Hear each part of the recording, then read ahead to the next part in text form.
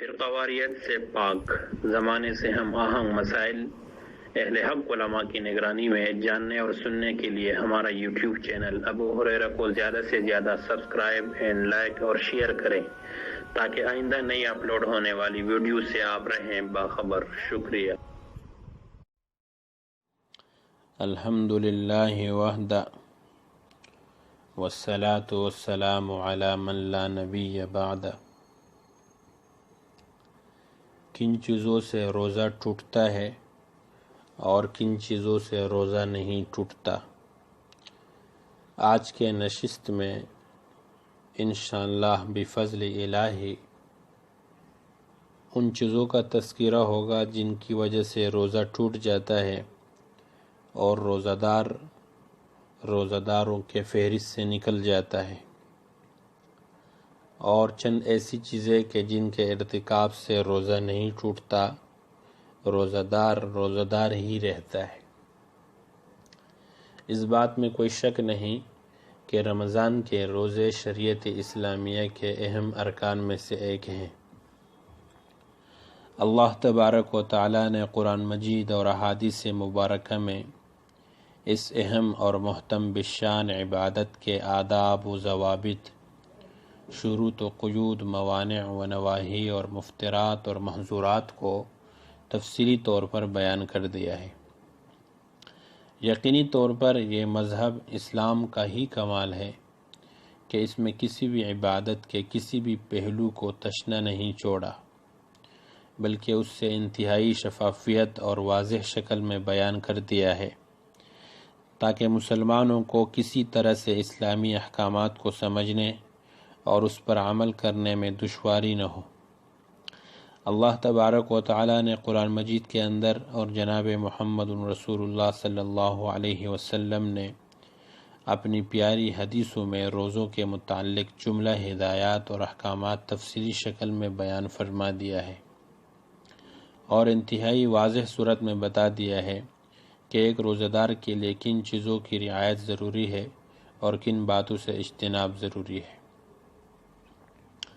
اور نیز شریعت اسلامیہ نے ان چیزوں کو بالکل واضح شکل میں بیان کر دیا ہے جن کے ارتکاب سے انسان کا روزہ فاسد یا باطل ہو جاتا ہے اور وہ شخص روزہ دار کے فہرست سے باہر نکل جاتا ہے، اور ان چیزوں کو بھی بیان کر دیا ہے کہ جن کی وجہ سے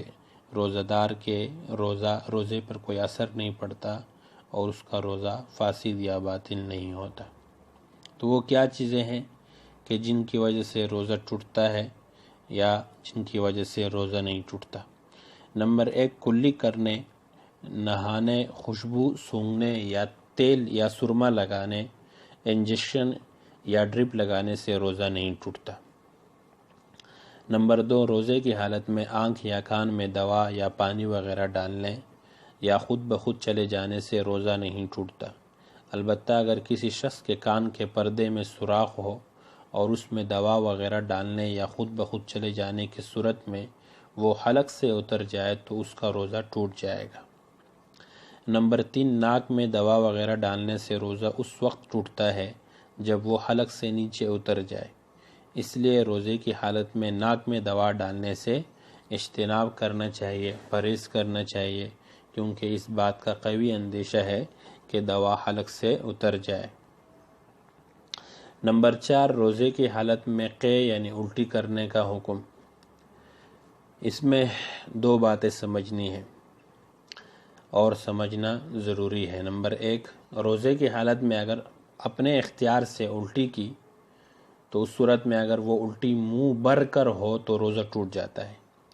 اس سے کم ہو تو نہیں ٹوٹتا۔ منہ بھر کر الٹی کرنے کا مطلب یہ ہے کہ اس سے روکنے یا واپس نگلنے میں مشکلات کا سامنا ہو،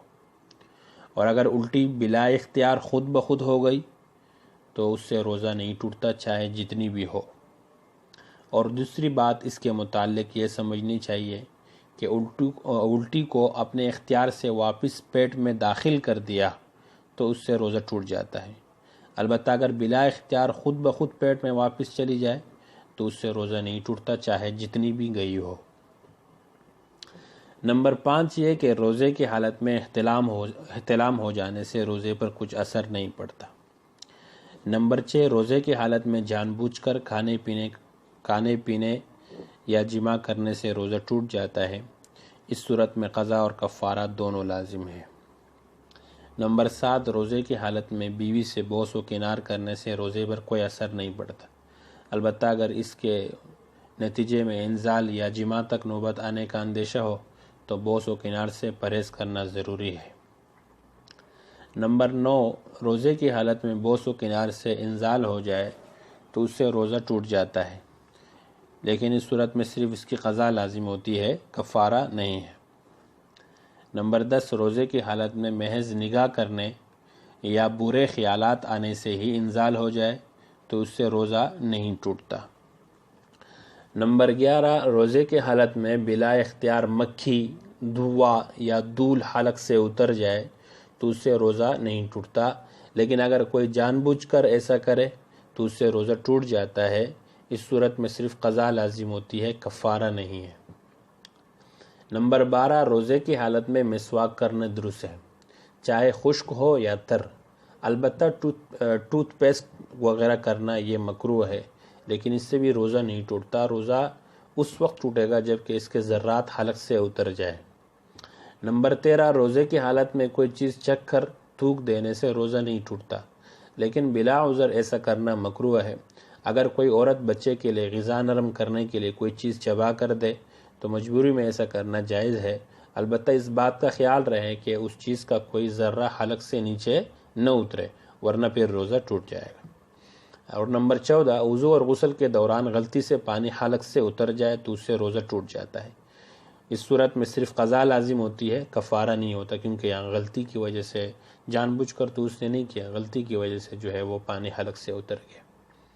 نمبر 15 روزے کی حالت میں کلی کرنے کے بعد 1-2 بار تھوک دینا کافی ہے، اس کے بعد منہ میں جو تری وغیرہ رہ جاتی ہے اس سے روزے پر کچھ اثر نہیں پڑتا۔ نمبر 16 کسی شخص نے غلطی سے صبح صادق طلوع ہو جانے کے بعد سحری کر لی، اس خیال سے کہ ابھی سحری کا وقت باقی ہے، تو ایسے شخص کا روزہ تو نہیں ہوتا، البتہ ایسا شخص افطار تک روزہ داروں کی طرح کچھ کھائے پیے بغیر رہے گا اور اس کے ذمے اس روزے کی قضا لازم ہے، کفارہ نہیں ہے۔ نمبر 17 کوئی شخص روزے کی حالت میں تھا اور اس کو کوئی ایسا شدید مرض یا عذر لاحق ہو گیا کہ جس کی وجہ سے روزہ برقرار رکھنا اس کے لیے نقصان دہ ہوگا، تو وہ روزہ توڑ سکتا ہے، اس کے اس عمل کی وجہ سے اس پر روزے کی قضا لازم ہے، کفارہ نہیں ہے۔ نمبر 18 میں اس بات کو غور سے سمجھنے کی ضرورت ہے کہ روزے کی حالت میں غسل کرنے کا کیا حکم ہے۔